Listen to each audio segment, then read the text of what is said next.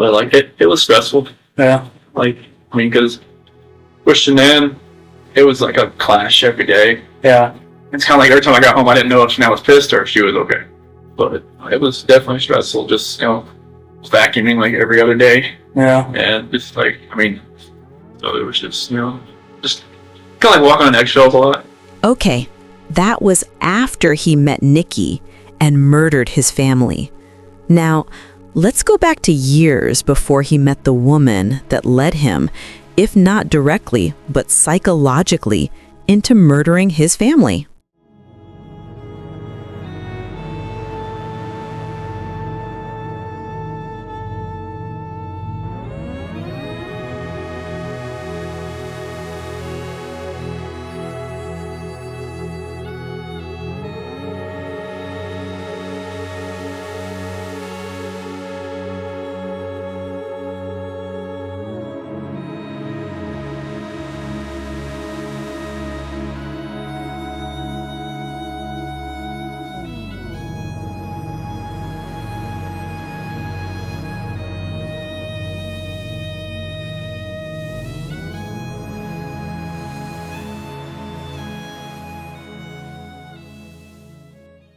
I'm doing my speech on relationship deterioration and repair, and this is my PowerPoint to help me. Deterioration. The relationship begins to fall apart, crumble, or fail. You have weakening bonds. You get bored of the everyday routine, and you get distractions such as work, hobbies, relationships, no matter how harmless, even at the job. You might meet a new person, and it could strengthen into something else, and could weaken the bond you have with the partner you have. Wait, did you hear what he just said? When relationships begin to deteriorate, it often starts with emotional distance and the monotony of routine. Over time, that everyday familiarity can lead to boredom. In such moments, meeting someone new can feel exciting. It can create a sense of renewal, or in some cases, deepen the cracks in an existing relationship. This pattern actually began years before Chris met Nichol. Still, what he said about feeling disconnected from his marriage closely mirrors how his connection with Nichol developed, through shared time at work and a growing emotional gap at home. Let's get back to what he was saying. You spend less time with each other, and sometimes you have no time to maintain the relationship. Sometimes in a relationship, you maybe make promises that can turn into a major betrayal, or minor arguments that could turn into things where you could say spiteful comments, which turn into bigger problems. That's a heavy thought, Chris. Looking back, did you have any sense from the start that your relationship would end up like this? It's ironic to hear Chris talk about nonverbal communication because it reveals so much about him. He often used emotional words to appear like a caring husband and father, yet his face betrayed him. His expressions didn't match his words. That disconnect speaks volumes about who he really was beneath the surface.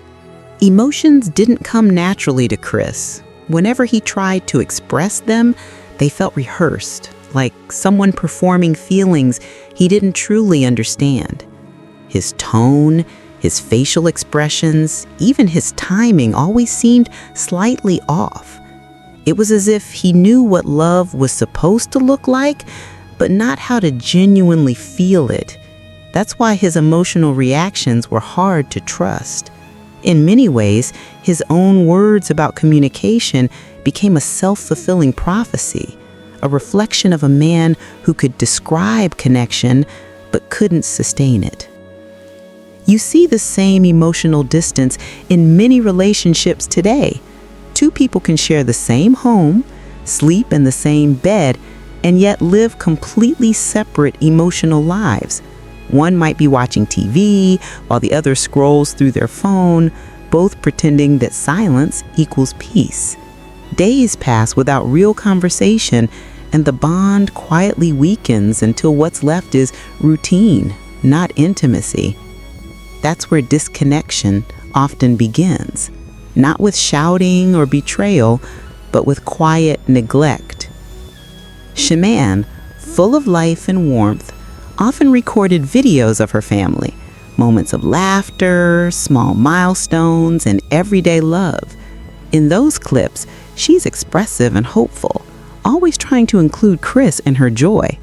But he's usually distant, detached, responding with short nods or quiet smiles.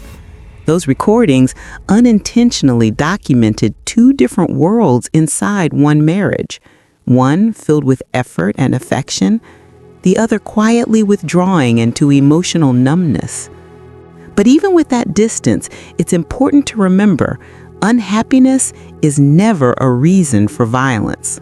Boredom, disconnection, or growing apart are painful, yes, but they are reasons to separate, to divorce, or to seek help, not to destroy another life. That's the difference between emotional immaturity and moral failure. Chris's dissatisfaction could have been resolved with honesty, with space, or even with letting go. Instead, he chose a path that turned temporary unhappiness into irreversible tragedy. And that choice revealed who he really was, not a man who lost love, but a man who never truly understood what love meant in the first place.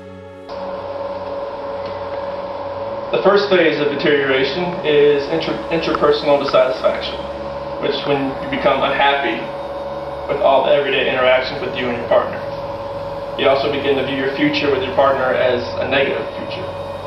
And the second phase is interpersonal deterioration, which you start to grow farther and farther apart. And you share less of your free time with each other. You have more awkward silences at dinner, or when you're just out by yourself, you don't talk at all. You disclose less of your feelings, and you show less affection toward each other. When you have good communication, you show more nonverbal communication, which is the majority of the messages we send, like through gestures, facial expressions, eye contact, the tone of your voice. And there's many types of forms of communication these days, and it's the most successful groundwork for relationships. A few quotes that I've done research on from Elaine Schemberg: all relationships problems stem from poor communication skills, which is very true. And another quote from Schemberg and Sorjan: you can't communicate while you're checking your BlackBerry, watching TV, or flipping through sports section, which is very true. With technology nowadays, you'll be on your iPhone, your BlackBerry, at a restaurant, and you'll see two people at a table, and you'll see both of them on their phones, either Facebook comment, status, or maybe playing the game. There's no communication at all. Commitment is the degree of commitment affects your relationship. According to Hirofumi, not surprisingly, commitment is especially strong when individuals are satisfied with their relationship, and grows weaker as individuals become less satisfied. You have to ask yourself 3 questions when you're in a relationship. Do I have a desire to keep this relationship going? Do I have a moral obligation to stay in this relationship? Or is it a necessity for me to stay in this relationship? According to my research, sometimes a necessity could be children. Sometimes when you have children and your relationship starts to deteriorate, a child could help repair it. In every relationship, there comes a point where you have to pause and ask yourself 3 honest questions. Do I still want to be here? Do I feel a moral responsibility to stay? Or am I only here because it feels necessary? Those questions define whether love is still alive or if you're simply holding on to the memory of what it used to be.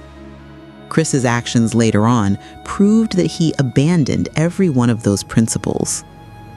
When relationships start to crumble, many couples turn to temporary solutions, a vacation, counseling, or even having a child, hoping it will somehow rekindle what's been lost. But the truth is, a child doesn't fix emotional distance. If the connection is already fading, adding another responsibility only exposes what was already broken. For Chris and Shannan, becoming parents didn't heal their disconnect. It simply revealed how differently they valued love, effort, and commitment. Chris often spoke about what happens when someone new enters your life. how a friendship or a simple interaction can grow into something deeper, slowly replacing what you once had. It's unsettling to hear him describe that idea years before he met Nichol, almost as if he was rehearsing his justification in advance. His tone wasn't that of a man reflecting on relationships. It was of someone explaining his future actions before they ever happened. Listening to that old speech now, it's difficult not to see it as a self-fulfilling prophecy. He quoted relationship theories and psychology studies, but it feels as though he was using academic language to mask personal desires. The emphasis he placed on extramarital attraction, frustration, and emotional boredom wasn't academic curiosity. It was projection. He was already imagining a world where stepping outside the marriage would feel like an escape rather than a betrayal. He mentioned that sometimes you notice things about your partner, small habits, certain words, or ways they react, and those things begin to irritate you. You hold on to them, replay them in your head, until one day you start believing life would be easier with someone new. Hearing that in hindsight is chilling. He wasn't just describing emotional drift, he was describing himself. But what he failed to acknowledge, what most people forget, is that dissatisfaction is not a death sentence for a relationship. It's a signal for repair, communication, and growth. Real maturity comes from confronting discomfort, not running from it. Ending a relationship should never mean ending a life. When love fades, the humane response is honesty, not destruction. Chris had every opportunity to walk away, to separate, to seek help, to start over cleanly. But he chose the darkest possible route. He replaced communication with deception, love with control, and partnership with possession. That's the tragedy at the core of this story. Not that his marriage failed, but that he turned emotional disconnection into irreversible violence. All relationships are held together in part by a form of commitment, either based on desire, obligation, or necessity.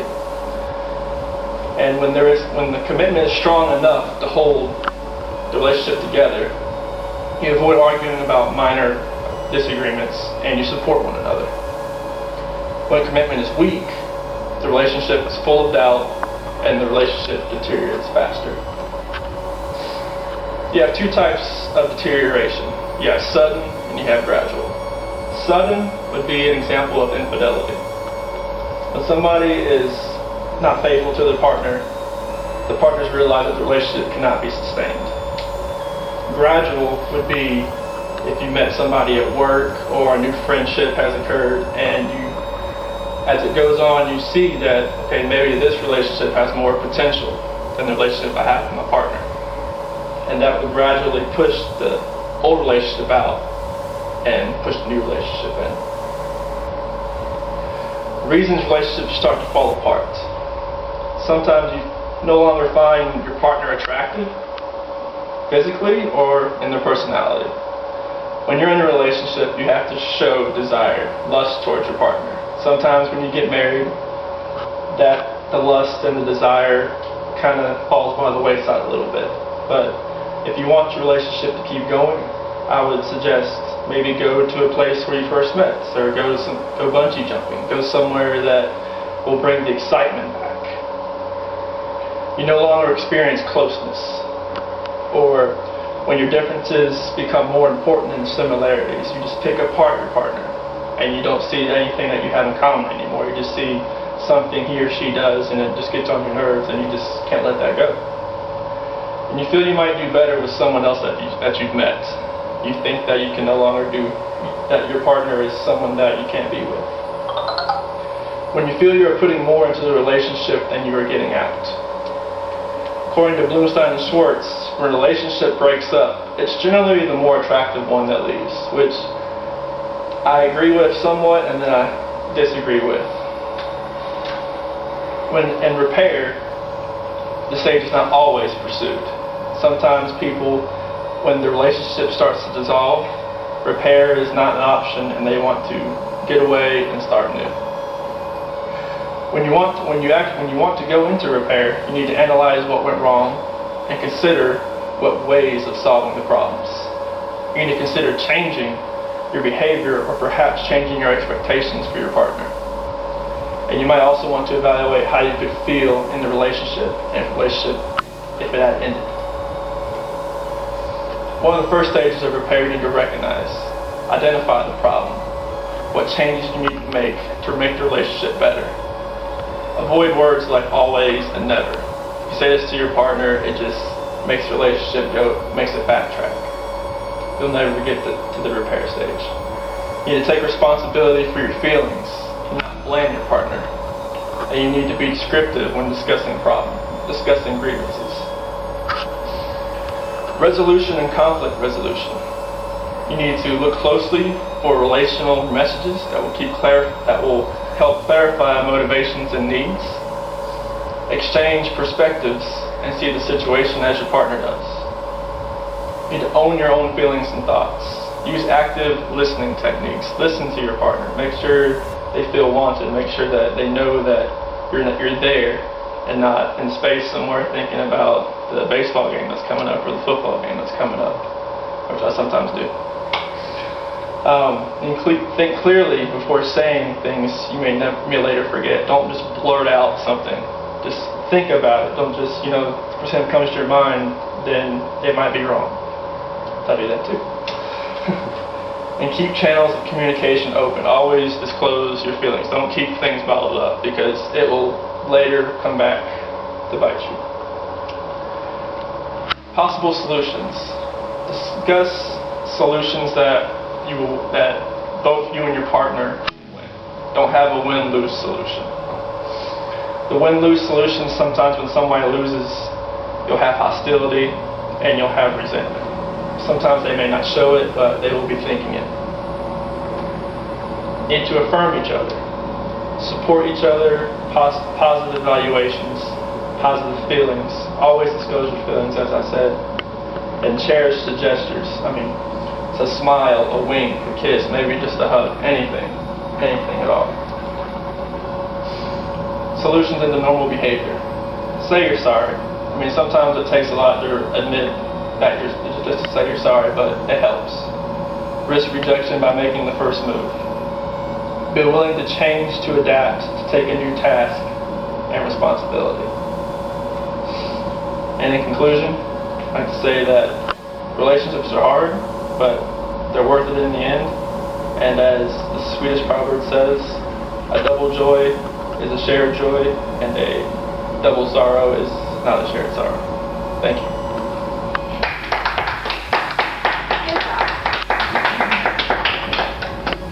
It's clear that Chris never truly did his research when it came to what makes a marriage work. Or maybe he simply never applied what he learned.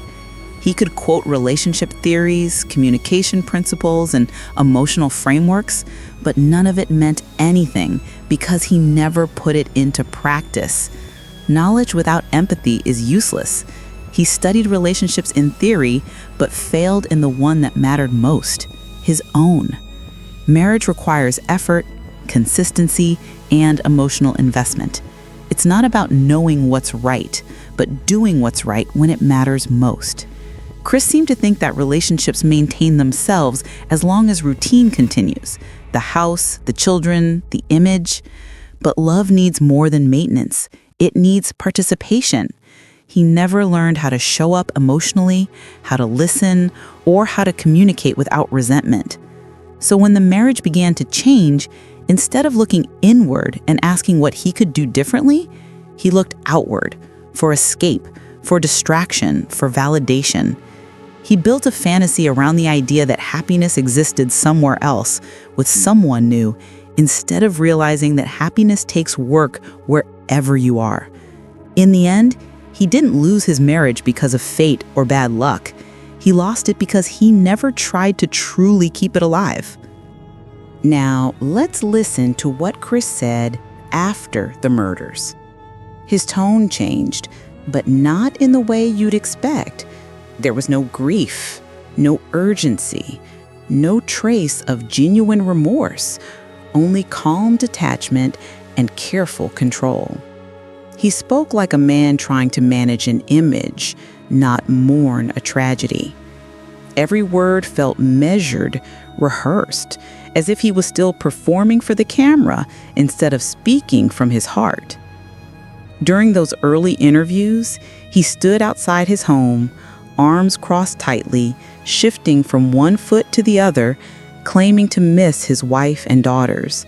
But the emotion was missing. There were no tears, no hesitation, only the flat tone of someone describing a routine inconvenience rather than an unthinkable loss. Even the way he spoke about them felt distant. He rarely used their names, calling them they or them, as though saying their names would make the reality too real. Like Chris you're looking at is the man who loves these kids and loves his wife and will never, ever, ever do anything to harm them. That's the Chris you're looking at right now. The Chris you're looking at right now wants these kids and his wife back at his house right now.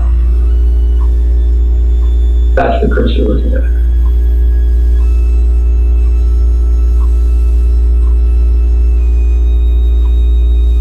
Why didn't you call 911? I didn't think anything was wrong. I think you knew what was wrong. I did not know what was wrong, sir. I promise you that.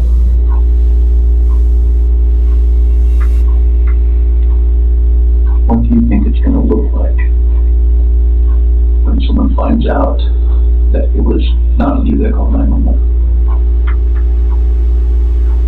Everybody's going to have their own perception about what's going on here, but I know my wife. I know that sometimes she doesn't text me back. I know that happens. I've been there. It's happened multiple times. And then came the details that made it clear how far gone he already was. In later interrogations, Chris admitted that with Nichol, he felt free.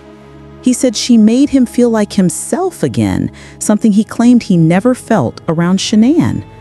Those words were telling. I just wanted to just tell her how I was feeling at that point in time. Like, I didn't feel like me and her were compatible anymore. Honestly, I didn't feel like that because what was going on with Nikki, it was new. It was new. Right, absolutely. Anything that's new always feels better than the old. I never felt that. I mean, even like with new relationships in the past, like it always felt different, like, the first couple of weeks, and then, but it just, with someone Nikki felt different. I don't know what it was. Maybe it was just like you said, like, I was more in control, and like it was more of like maybe more of me coming out. Because Shannan always said, like, it always seemed I was more myself around other people, like, her cousin Cody, like, Cody lived or came up, visited us for a little bit while we were in Colorado for a little while, and Cody always talked about, like, oh, Chris is so funny, Chris, and like, Shannan would always like, why are you never like that with me? I'm just like, well, maybe I always felt nervous around you. I just always felt nervous. I always felt like I was, never could actually just be myself. Right. Nikki, I was myself, like, all the time. It was different. Sometimes it happened, sometimes it didn't. But that wasn't the case as far as that way. It was like sexual. But Okay. it was mainly, I was just more myself. I could just not think about what I was going to say or plan what I was going to say or not, say something stupid or something. Right. A little bit of freedom. He wasn't describing love. He was describing escape. What he saw in Nichol wasn't connection. It was permission to abandon responsibility. She represented the fantasy of a new life, free from expectations, free from accountability, free from the image of a husband and father that he no longer wanted to maintain. He confused emotional comfort with moral justification. Instead of facing the growing discomfort in his marriage, he romanticized the idea of starting over, convincing himself that his happiness required someone else's disappearance. To him, feeling free mattered more than doing what was right. And that mindset, that selfish belief that another person's existence stood in the way of his peace, became the justification for his crime. Even after conviction, his words remained hollow. He talked about finding peace, about being closer to God, but there was no sign of understanding or genuine regret. It was the same detached tone he used years earlier when he spoke about relationships, emotions, and communication. The irony is staggering. The man who studied connection spent his life avoiding it. In the end, what stands out isn't just the crime. It's the absence of humanity behind it. Chris preferred the illusion of freedom over the work of love, the thrill of new attention over the depth of real commitment. He chose temporary excitement over lifelong responsibility. And by the time he realized what he had done, the life he wanted to escape had already vanished because he destroyed it with his own hands. I don't know what was going through my head. I felt like maybe I could just get rid of myself at the same time if I was doing all this, honestly. Yeah. You just think about that? What'd you think about that? I just felt like I deserved to live after what had happened. Keep the channels of communication open. Always be honest about your feelings. Don't keep things bottled up, because what stays buried eventually finds a way to surface, often in destructive ways. Judging from Chris's own words about his crime, that's exactly what happened. It was years of bottled up emotions that finally came back to destroy him. In his later confession, he said, "There was already something in my mind that was implanted. I was going to do it. I woke up that morning and it was going to happen. I had no control of it." But the truth is, control was never the issue. Emotion was. The thing about Chris and emotions is that he doesn't seem to truly feel them.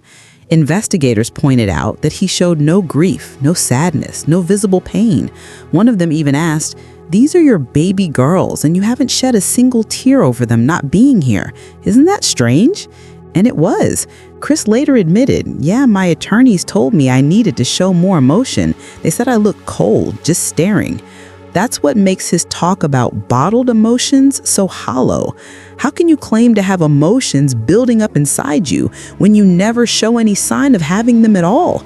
His entire theory collapses under his own behavior. He didn't bottle up emotions. He buried accountability. He didn't explode from suppressed feeling. He acted out of suppressed empathy. He once said, "Don't create win-lose situations in relationships, because when someone loses, resentment builds. They may not show it, but they'll feel it."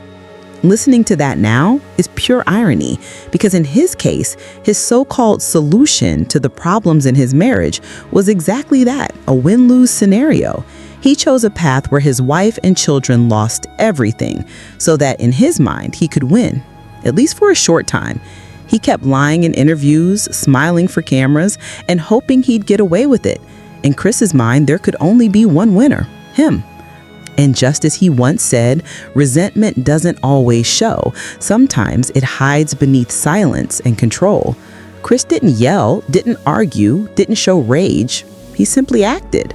That calmness, that chilling lack of visible anger was what made his crime so difficult to comprehend. His resentment lived quietly beneath the surface until it turned fatal. He ended his old college speech by saying, "Relationships are hard, but they're worth it in the end."